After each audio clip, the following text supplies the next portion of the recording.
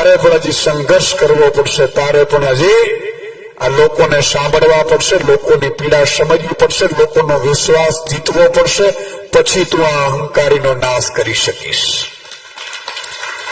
અને એટલે હું વારંવાર કહું છું કે લાગશે વાર પણ આવશે મજા. લાગશે વાર પણ આવશે મજા. હવે હું મુદ્દા ઉપર આવું છું કે આપણે 78 વર્ષ થયા આઝાદીને. બીજા દેશો ચંદ્ર અને મંગળ ઉપર પહોંચી ગયા છે સાહેબ, અને તમે હું રસ્તા શોધીએ છીએ, સ્કૂલ શોધીએ છીએ, સ્કૂલમાં શિક્ષક શોધીએ છીએ, ખેડૂતોનો ભાવ શોધીએ છીએ.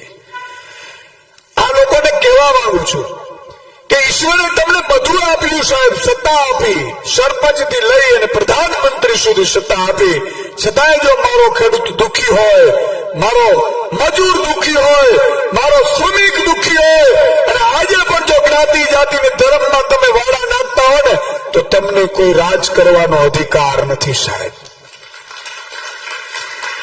સત્તાધીશ જ્યારે અહંકારી બને છે ત્યારે અહંકારને કોઈ એક સામાન્ય આમ આદમી છે ને એ તોડી શકે છે.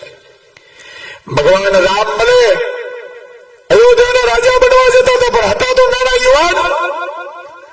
ભગવાન કૃષ્ણ ત્યારે કૃષ્ણ નહોતા બન્યા, ભગવાન નહોતા કહેવાતા. એ નાનો કાનુડો છે, આમ આદમી, એ ગોકુળમાંથી નીકળીને જાય છે અને એનો અહંકાર તોડે છે કંસનો. એમ મિત્રો, જે હું તમારા ચહેરા જોઉં છું અને એમ લાગે છે કે ખેડૂત વિરોધી, મજૂર વિરોધી, શ્રમિક વિરોધી અને જ્ઞાતિ જાતિના ધર્મના નામે ઝઘડાવતી ભાજપ પાર્ટીને તમે મૂળિયા ઉખેડી નાખવાના છો. આમ આદમી છો તમે. અમે તો નિમિત્ત છીએ.